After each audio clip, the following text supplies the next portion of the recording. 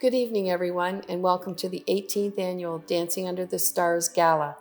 My name is Lori Kerrigan, and I have the great honor of serving as chair of the board for St. Joseph's Hospice. It's wonderful to be here with you tonight. I'm Kelly Chartrand, and I'm truly privileged to serve as the Executive Director of St. Joseph's Hospice. We have an extraordinary evening planned for you, one that celebrates not only the important work we do, but also the generous support of people like you, our incredible donors and friends. St. Joseph's Hospice provides both resident care and community-based programs for individuals in their final stages of life, as well as compassionate support for their families. Events like tonight's gala, along with your generosity, are essential to achieving our fundraising goals year after year. What many may not realize is that less than half of St. Joseph's Hospice's funding comes from the government. In fact, we're responsible for fundraising 57% of our annual operating budget. This year, that amounts to $2.4 million. Fundraising is absolutely critical to ensuring that we can continue offering these invaluable services free of charge to those who need it most. Our mission to serve the Sarnia Lambton community truly depends on the generosity of people like you. I want to express our deepest gratitude to all of you for your continued support. Many of you have been part of this event since its inception, and your loyalty means the world to us. For those joining us for the first time, welcome, and we hope that this becomes an annual tradition for you as well. On behalf of the Board of Directors, our dedicated staff and volunteers, I'd like to extend special thanks to our Supernova sponsor, Calgore Limited, for their tremendous support. I'd also like to recognize our North Star sponsors, Howell Data Systems, Liuna Local 1089, and the Judith and Norman Alex Foundation. Your generosity is vital to our success, and we deeply appreciate your continued support. We are also incredibly grateful to our Shooting Star sponsors, Culinary Catering, CIMS Limited, Enbridge, Galloway Roofing, Drazzy's Pizza, JD Lawn Service, NGL Supply, Nova, RBC Dominion Securities, the Hill Madeiros Group, RL Design, Sarnia Anti-Aging Clinic, Siskins Law Firm, and all of the other sponsors listed in tonight's program. Your support makes it possible for us to continue the essential work of the hospice. A heartfelt thank you to our gala host, John DeGroot, who has generously provided this stunning venue for 18 consecutive years. John, your unwavering support allows us to gather as a community to celebrate and sustain this meaningful cause. Thank you to you and your dedicated team. This evening, we are joined by 805 guests and over 130 incredible volunteers. I'd like to extend a huge thank you to all of the volunteers and everyone who worked tirelessly to transform DeGroot's Nurseries into the beautiful venue you see tonight. Special thanks to our Gala Steering Committee and Decorating Committee. Your creativity and hard work truly shines through. We hope you enjoyed tonight's celebration, filled with wonderful food, fantastic music, and the warmth of great friends. It promises to be a night to remember. Lastly, St. Joseph's Hospice extends our heartfelt thanks to the Larry Gordon family for allowing us to share their personal experience in tonight's video. Thank you to all. My name is Penny Gordon, Larry's wife of 50 years. And I am Lindsay Geresi, his daughter. My father, Larry Gordon, was the beloved voice of Sarnia Lambton at Blackburn Radio News as the news director for over 40 years, and proudly served as a Point Edward counselor for 2 terms spanning 8 years. My dad was actually almost indescribable with words. He was the patriarch of our family. He kept us grounded, calm, and a strong, loving unit. We live each day remembering him and his love. He meant a lot to not only our family, but to the people he worked with in his different roles throughout his life and the community of Sarnia Lambton as a whole. He was strong, stoic, respectful to all, and carried himself with grace and dignity matched by no other.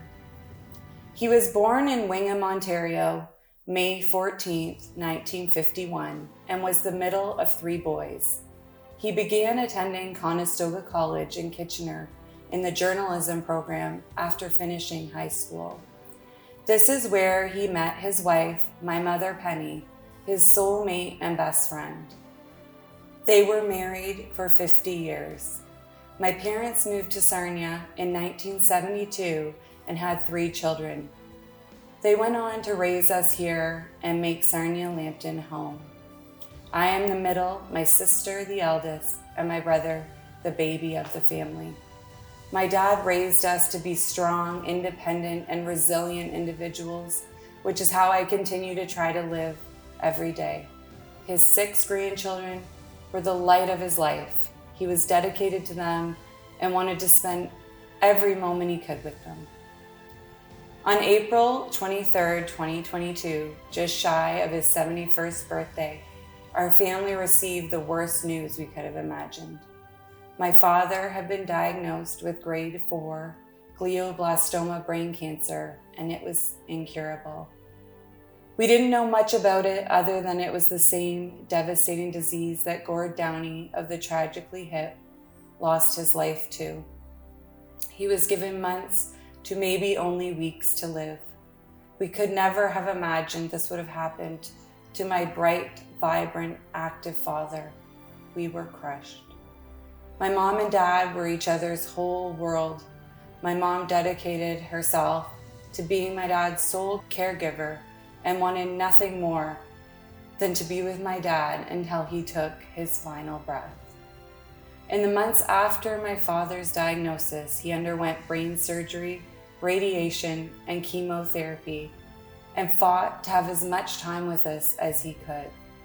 He fought to be there for his 50th wedding anniversary, my brother's wedding, to be able to finish his term on Point Edward Council, another Christmas, spend one last summer vacation in Port Elgin, and many memories that are forever locked into our hearts. But December 2022, we knew he was starting to slow down, and the tumor was growing. He was losing his vision, his ability to speak and walk. We knew we were faced with a difficult decision. In February 2023, we as a family made the decision to move Dad into St. Joseph's Hospice. We were frightened and felt a sense of guilt that his final days would not be at home. I had the privilege of being married to Larry for 50 amazing years, which included the tragic last 17 months of his life. I say amazing because Larry faced his diagnosis with the same way he lived his life, with courage, grace, and determination to fight for as much time as he could have with our 3 children, 6 grandchildren, and myself. I wanted him home with me as long as possible, but towards the end, he was having too many falls, so we decided for safety reasons it was time for hospice. Due to a pending ice storm, instead of a day or 2 to acclimatize to our realization he was leaving our home never to return, hospice called and came and took him the same day. Probably better for all of us, with no time to acknowledge he was really leaving us because he had battled so long and hard, exceeding and surpassing doctors' timelines. When I arrived at hospice, Larry was settled in his room. I was greeted with welcoming arms, giving me reassurance that he was where he needed to be and would receive the utmost care, respect, and dignity as possible. Hospice isn't just about our loved one, but about the whole family. The care and compassion they showed to all of us was wonderful.